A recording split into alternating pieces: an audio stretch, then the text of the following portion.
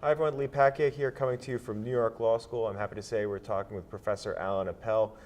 It's tax season. Professor, good to see you. Nice to see you, Lee, as always. I thought it would be a good time to sit down. It's also the start of the 2016 election campaign, if you can believe it. A good time to talk about how tax issues are going to play into the political sphere, what prospects for reforms, if any, are on the timeline. I see you have a list of 11 new tax laws that have been proposed by House Republicans. One that jumped out at me that I wanted to pick your brain about, this Knowledge of Investigations Act proposed by the Republicans.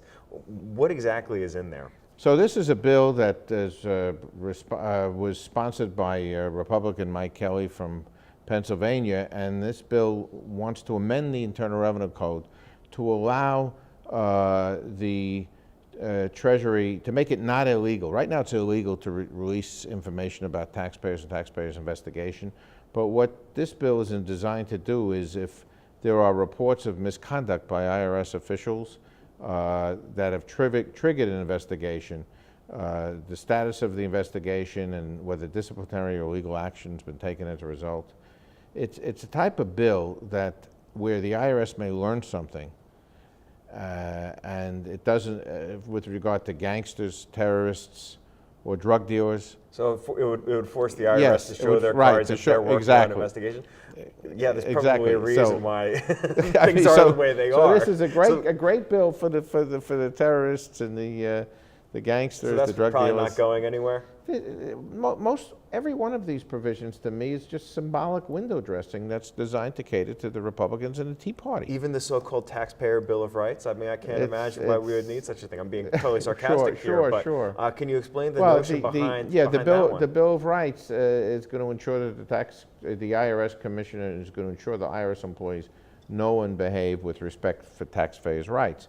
But which is a great idea. Of course the government should provide excellent. The bill wants the IRS to provide super service, to be responsive immediately to the taxpayers, to provide accurate tax audits with the right number attached to it, and basically give top-notch service and to be respectful and to answer all calls immediately. Right. It's a great idea. Last time you were on the show, we were talking about how there was this huge funding gap with the IRS, and they were having a hard time getting their basic work done. Right. So how's this supposed to work? Right, they cut the funding, and they cut employees because of the result of the budget. So the IRS has no budget, and they don't intend to increase it, to provide the level of service that's required by this new bill. It reminds me of ancient Egypt when the Hebrew slaves were asked to build bricks without straws.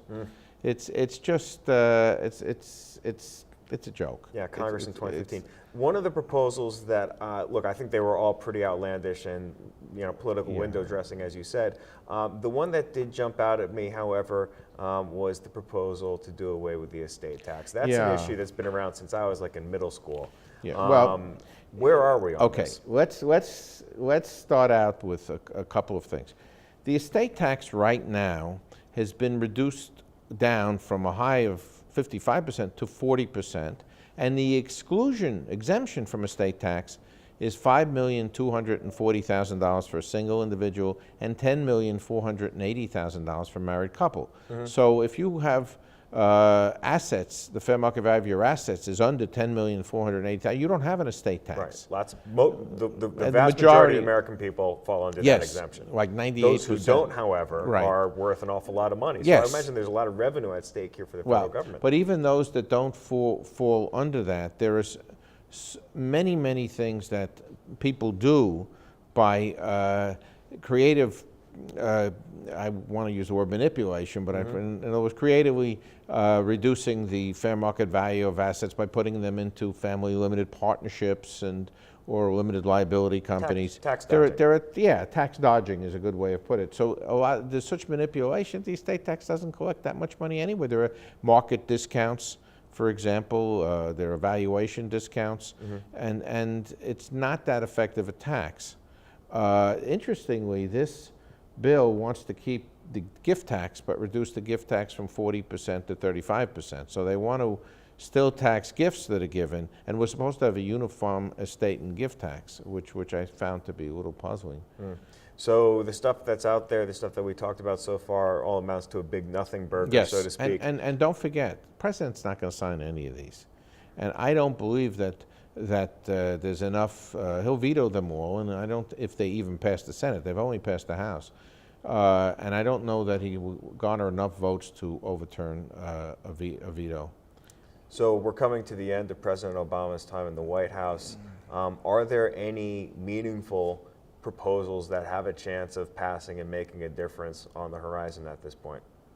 In terms of tax legislation, there's been discussions about reducing the corporate tax rate to make us more competitive with the European countries. There's a possibility that could happen. So what would it go from to? From 35% perhaps to 25%. That's a huge cut. Yeah, well, let's talk about that. What would the impact on revenue be in real terms? Probably not that great because of corporations don't pay that much tax now anyway because of the different techniques that they use to reduce their corporate taxable income. So depending what else, we haven't seen the legislation drafted, we've just seen it in discussions, but it's possible that the effective tax rate may actually remain the same, but the nominal tax rate of 35% would go down to 25%. But when you take away some of the deductions and other things that can be done, in effect, the effective tax rate stays the same. But it looks better. And you also wanted to talk about swaps. Can Yeah. you explain Yeah, this issue to me there's, like I'm 5? This sounded Okay, pretty esoteric. We are when were talking waiting, before. when the Foreign Account Tax Compliance Act passed, there was a companion, a fraternal twin provision passed, Section 871M of the Internal Revenue Code, which will require withholding on payments to foreign persons on swap transactions. See, what a swap transaction would be, if a foreign person was going to receive a dividend income or interest income from a U.S. Corporation, that would be U.S. source income, and there would be a 30% withholding tax unless it were reduced by an income tax treaty. If what these foreigners would do is they'd enter into swap transactions with a foreign bank or foreign financial entity so that the interest or the dividend that they received would not be considered to be U.S. source. And there were regulations which stated that there would be no withholding on swap transactions. Section 871M came in and changed that to require, assuming certain standards are met, that there would be withholding on the foreign transaction. However, there was one set of regulations which had 7 different tests. It was too complicated. A second set of regulations came out with a numerical delta test of like 0.7% difference in the way the amount you were getting. If you got more than that, it would be subject to the new law 871M. Those regulations were proposed.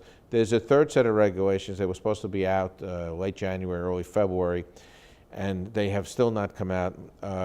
My guess is they will be out probably around the first week in May, because the American Bar Association tax section meets on May 6th through May 9th, and generally Chief Counsel of Treasury dropped those regs out just a day before the meeting or the day of the meeting so they can be discussed. And we don't have too much of a chance to study them, but we try to come out. So we're going to see movement in the weeds in structured finance. Yeah, I think in the first week in May you're going to see some stuff there.